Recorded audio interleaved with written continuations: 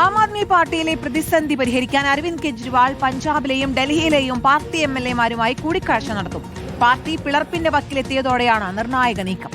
കൂറുമാറിയ എംപിമാരെ അയോഗ്യരാക്കാൻ പഞ്ചാബ് മുഖ്യമന്ത്രി ഭഗവന്ത് മാൻ രാഷ്ട്രപതിയുമായി കൂടിക്കാഴ്ചയ്ക്ക് സമയം തേടിയിരുന്നെങ്കിലും ഇതുവരെ അനുമതി ലഭിച്ചിട്ടില്ല.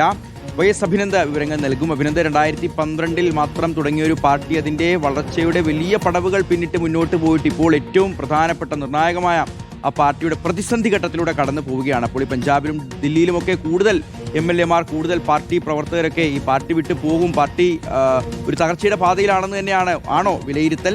അങ്ങനെയാണെങ്കിൽ അത് തടയാൻ കെജ്രിവാളിന്റെയും സംഘത്തിന്റെയും അടുത്ത നീക്കം എന്തായിരിക്കും?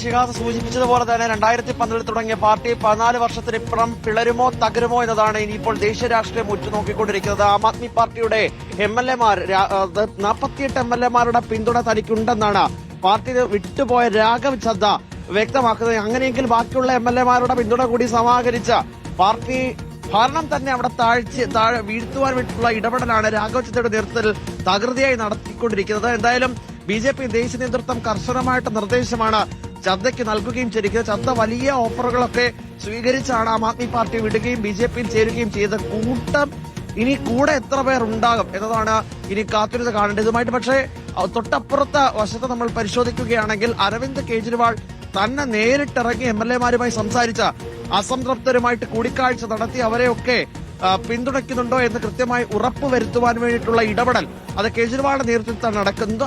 എന്തായാലും കേജ്രിവാളിനെതിരെ ഒരു ഭാഗത്ത് രൂക്ഷമായിട്ടുള്ള വിമർശനം ഉയർന്നു വരുന്നു പാർട്ടിക്കുള്ളിൽ നിന്ന് തന്നെ എന്നതാണ് ഏറ്റവും പ്രധാനപ്പെട്ട മറ്റൊരു കാര്യം. കാരണം കേജ്രിവാളാണ് പാർട്ടിയുടെ പതനത്തിന് പ്രധാനപ്പെട്ട കാരണക്കാരനായത്. ചദ്ദ ഉൾപ്പെടെ വലിയ ഇമേജുള്ള ഒരു നേതാവിനെ പിടിച്ചു നിർത്താനായിട്ട് കേജ്രിവാളിന് കഴിഞ്ഞില്ല.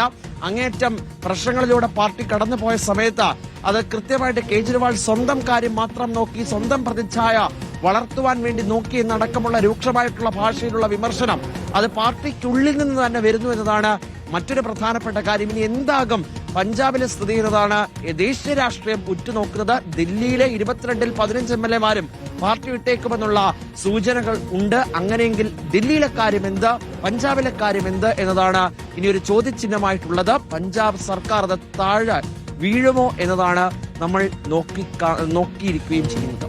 അതാണ് അഭിനന്ദാണ് വിവരങ്ങൾ നൽകിയത്. ആദ്യം ദില്ലി പിടിക്കുന്നു, പിന്നീട് പഞ്ചാബ്, ഗുജറാത്തിലും ജമ്മു കാശ്മീരിലുമൊക്കെ വലിയ സ്വാധീന ശക്തിയായി മാറിയിരുന്നു ആം ആദ്മി പാർട്ടി. ഇപ്പോൾ ഏറ്റവും വലിയൊരു തകർച്ചയിലൂടെയാണ് കടന്നു പോകുന്നത്. അപ്പോൾ ഈ തകർച്ചയെ പ്രതിരോധിക്കാൻ അരവിന്ദ് കെജ്രിവാൾ നേരിട്ടിറങ്ങിയുള്ള സമവായ നീക്കത്തിലൂടെ സാധിക്കുമെന്നാണ് അറിയേണ്ടത്.